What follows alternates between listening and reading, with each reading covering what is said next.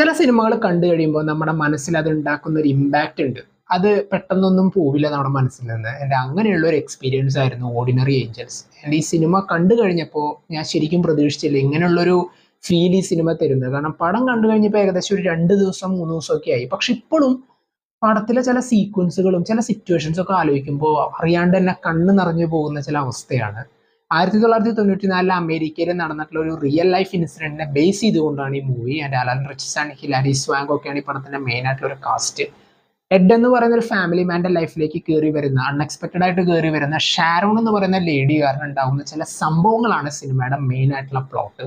And ആ സംഭവത്തെ miracle എന്ന് പറഞ്ഞ് മെൻഷൻ ചെയ്യാനാണ് എനിക്കിഷ്ടം. കാരണം തീരെ പരിചയമില്ലാത്ത രണ്ടാളുകളുടെ ലൈഫിൽ ഉണ്ടാവുന്ന ചില കാര്യങ്ങൾ അത് ഒരു മിറാക്കിൾ തന്നെയാണ്. അത് എന്തൊക്കെയാണെന്ന് നിങ്ങൾ കണ്ടു തന്നെ അറിയുക. കാരണം ഈ പടത്തിൽ ത്രൂ ഔട്ട് അവർ ആ കടന്നു പോയിട്ടുള്ള ഒരുപാട് സിറ്റുവേഷൻസ് നമ്മൾ വീണുപോയി എന്ന് നമ്മൾ